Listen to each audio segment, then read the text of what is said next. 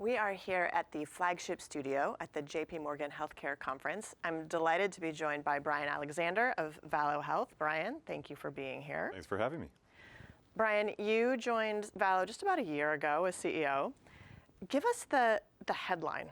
What is Valo in a headline statement as you have gotten into this role and understood the company and really moved it forward this last year?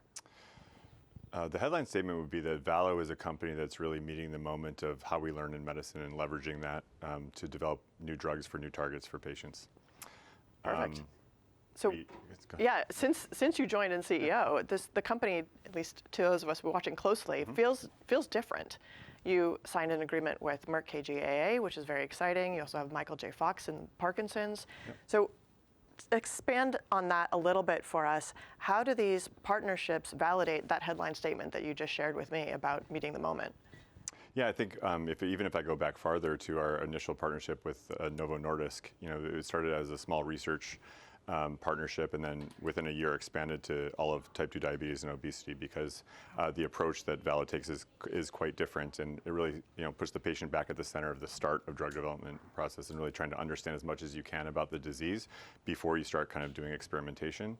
And so we've just kind of expanded that this year through our partnership with Michael J. Fox Foundation, which was really validating because, if you think about, we talk about an ecosystem approach to a disease, and Michael J. Fox Foundation is just such a great example of putting the patient in the center of everything in the community, in the ecosystem. We're all working together to find new drugs for patients with unmet needs. And the award we got from Michael J. Fox Foundation was a competitive one, and they really liked our approach to really understanding Parkinson's disease in a much deeper way, leveraging all the information we have on patients for a specific target. And then that was expanded further with Merck KGaA, looking at Parkinson's disease, not just one target and trying to understand it, but really as a whole. What do you mean by that ecosystem approach to understanding disease? Yeah, so the ecosystem approach to understanding a disease and developing new medicines. So everybody in this kind of ecosystem really can work together and collaborate to make medicines for patients. So it's patients and their caregivers noticing things about the patients. It's physicians that are seeing the patients noticing things about these patients, so we can kind of understand what's going on with them over the course of time. That's always been the case. I think where Valo's come in is that we can notice many more things about patients even years before their diagnosis. And then we do things really well. We partner with other organizations that do other things really well, and the whole goal is to find targets as fast as you can, great drugs against those targets, and get them to patients as fast as possible. One of the things that we've been hearing repeatedly about both here in the studio and throughout the conference is the preclinical R&D phase. We think we can speed that up tremendously using AI, using many different tools, and there are lots of players in that space. Tell us about the role that Valo plays and how you're doing that differently versus maybe some other people that are also trying to compress that timeline. Sure. I think where we are compressing that preclinical timeline is mostly on the chemistry side of the platform. If I take a step back, Valo, we use AI and ML in two major ways. One is human causal biology, and the second is computational chemistry. And so when we kind of go into the chemistry phase of things, we're using models to really understand the entire chemical space, every chemical that could be possible synthesized for this particular purpose. We're not just trying to find things that hit a target, but that would be a good drug at the same time. Right. And so I often use the example of, like, if you're looking for a house and you use Zillow, you type in all the things you want in a house and it tells you where they all are. And that's where we look and we go find molecules and develop them as fast as possible. And then the really time-consuming phase in that lead optimization phase, you're coming into it not only with chemical matter and really great medicinal chemists, but also models, kind of maps to help you get to the next about what comes phase. Next. But I would say that the compressing the preclinical phase is only going to do so much for overall R&D productivity. R&D productivity has been getting worse over the years, not better. And the reason is because the standards of care are getting much better. So that you have to, when you get into clinical development and your clinical trials, you have to compare against a much better standard of care often. And the endpoints that we have to look at are often long. And so clinical trials are getting longer. We're looking for signals that are smaller. And that's going to make overall R&D development much more costly and much longer. The only way to impact productivity is not compressing the timeline preclinically, but it's having a higher probability of success when you get into clinical development. And unfortunately, we only really start looking at human causal biology when we get into the clinic. Yeah. We're not starting with that, which is what Valo's approach is. So you're bringing the human to the beginning. That's right. Got it. And actually, let's spend a minute there, maybe double click on that point. You said your data lets you see disease in ways that others don't. How does that insight change the decisions that might be made along that preclinical timeline? Sure. Maybe I'll use the last example I gave with Michael J. Fox Foundation and Merck KJA and Parkinson's disease. So the way that we classify disease is what we can notice about patients that are like each other. And so James Parkinson noticed 6 patients that kind of had similar symptoms and called it, and ultimately someone called it Parkinson's disease after he called it the shaking palsy. But that gave us some information. These patients were kind of like each other. They had a similar kind of course or progression in some ways.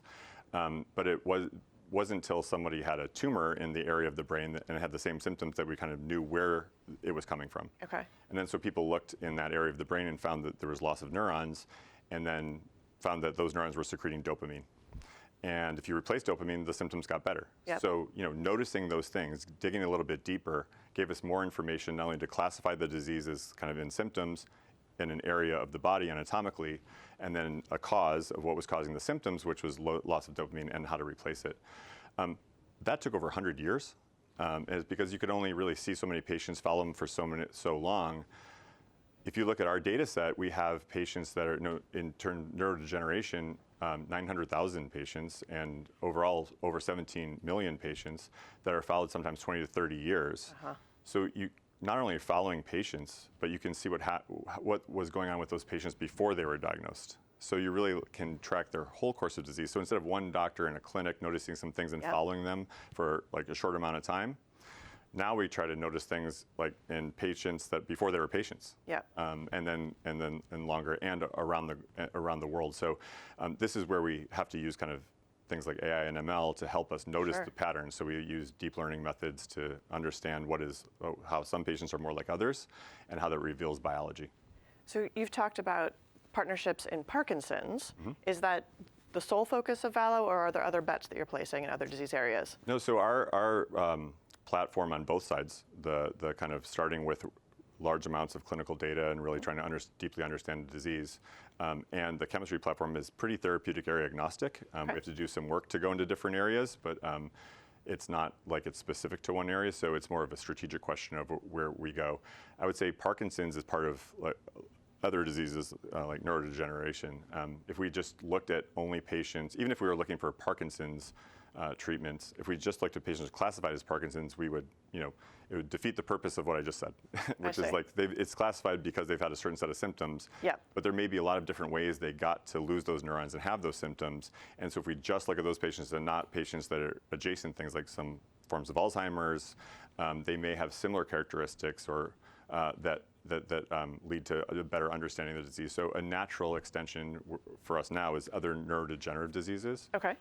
We're already in obesity and diabetes with Novo Nordisk. Cardiovascular disease we've done some work on and have some interesting targets and drugs towards. So really it doesn't, we don't have any limitations really on where we can go. Well, so speak to me a little bit about then your BD strategy. So now you're in 4 different disease areas. How do you prioritize or think about your partners that you're bringing on or looking for? We look for partners with basically like-minded approach, both in culturally, we want to collaborate and work together with a patient centricity, and also scientifically. So when we can work with a large pharma partners that understands the unmet needs in the world, and back that into how we would need to do late-stage clinical development to earlier, what do we want to see to know that we have a good target or a good drug, and we work together to kind of take all the clinical data that we have in the beginning to start. That's it's more of that approach. I would say the other scientific kind of approach in the human causal biology side are diseases that are more likely to be classified heterogeneously. So it does if it doesn't, there isn't a sense if there's like a rare disease where one alteration in one is known to cause the disease. Well, they already know the target.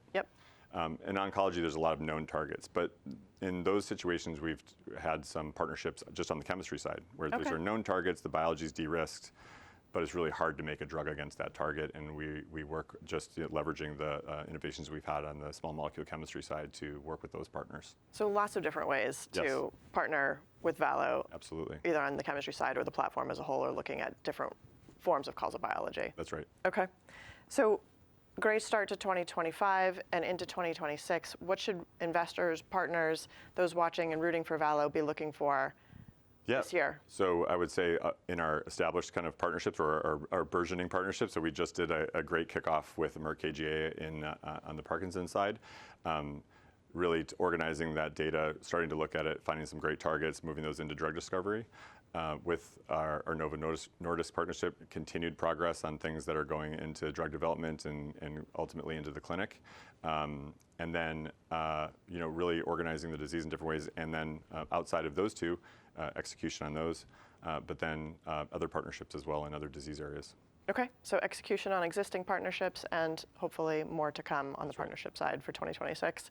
So Brian, let me shift gears a little bit and ask you more of an industry macro question. As a company that really is AI first from the beginning, from many, many, many years ago, it's of course a big discussion topic across the industry.